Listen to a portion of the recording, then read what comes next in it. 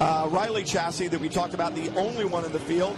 He's sort of kind of trapped there, so he knows where to put the hammer down and try and chase him down.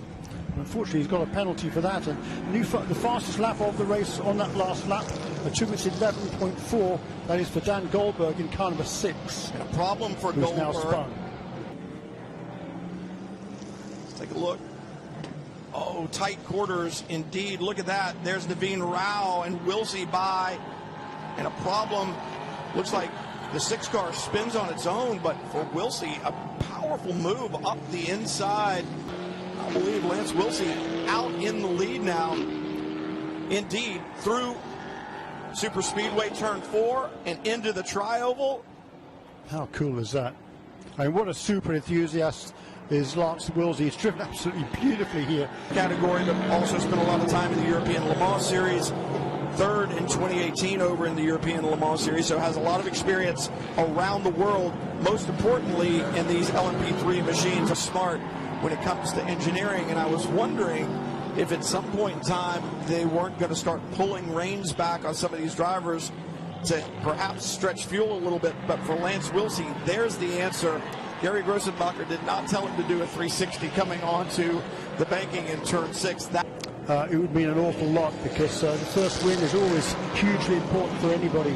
But for anyone, there's another spin. Is that Dave House? No. Down in turn 1, just at the entry to turn 2, and outside the line right now, so that's good. That's the last car on the lead lap, Dave House in car number 86. What a story, Dave. He's my hero. He's 76 years of age, if you could believe it, but you'd never know that. From Saratoga in California. He's just an all-round good guy. He's getting a little bit frustrated here if he can't find a way past Lance Wilsey. There's a mistake for the 4th place car. That's the 3rd place car of Dean Baker. He's had a grassy excursion there, and he was running just a couple of seconds behind Lance Wilsey. He was chasing that pair, Lance Wilsey and Garrett Grist. The pair of them, Grist and Wilsey, not on the same lap. Grist is a lap down, but it's a mistake there from Dean Baker. And that is David Grant is next in line in the 4th position, but he was 8 seconds back as they came across the start-finish line. Well, and for Dean Baker, when you talk about driver lineups, a problem for the 33, Wilsey, beginning to wonder if perhaps he's gotten the best out of those Michelin rain tires. And as what we were saying, Austin, it's one of those deals where the racetrack changing every single lap. This is where he had the problem the last time. It's the same thing, turn 6. Comes in, gets on that slick pavement. It looks like there's sealer down there. Yeah, around the car goes. Just carried a little bit too much speed, I think, into the corner. He's got quite a hot shoe to hand that car over to Dakota Dickerson, who won the F4 championship. And now a problem over in the bus stop. That's the 40. That's a replay coming into the bus stop. I think Grant gets kind of checked up by the cars in front of him. Might have to get on the brakes a little harder than he wants to, and around it goes. How old are you? 21. Yeah, they're in college and going to school, and you're going to school.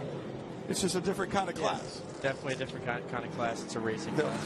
There'll be it's very enjoyable. Big learning curve, yeah, and an enjoyable one. Not so enjoyable for the 61 right now. Set up for dry and see who's set up for rain real soon, I'm pretty sure. What's the biggest change that you can make? Oh, and down on the ball, and that is not what you want to see. Teammates. God. Goodness gracious me. Running in the 3rd and 4th position, number 40 car and the number 47. Well, that's not good news. Jonathan George, he just set in the 47 car. Off the dry line and gets onto the paint. See the painted stripe, driver's left? And with those left side tires on the paint incredibly slick. Cannot say enough about how slick the paint is. If you think about it, like sandpaper, by the rule, you have to take the green flag on the racetrack and go past the stripe, complete a green flag lap before you can come in. So expect to see Garrett Grist, I would imagine, on pit lane this time by, and a problem for the 61 that they're going to run should be within their reach as a problem for the 11. Thomas, we talked about, a newcomer to this series and really to racing, just 13 months in the sport. He's done a really good job all weekend long. He gets caught out just a little bit right there. One of the best battles on the racetrack is the fight for 5th, and the scenario changes again. and it changes because of the 61 car right there. George Stakos has made contact. Debris out on the racetrack. Stakos stalled at the apex there, and that brings out full course caution. That's the apex of turn 6. He lost 0.8 of a second to Matt Bell. The gap from second to third now is down to 2.1 seconds. I was going to say he needs to find time because Matt Bell is there. See a problem for, I believe, the 11 who spins, staying wide, letting Matt Bell through, and Matt Bell just stay cool, calm, and collected.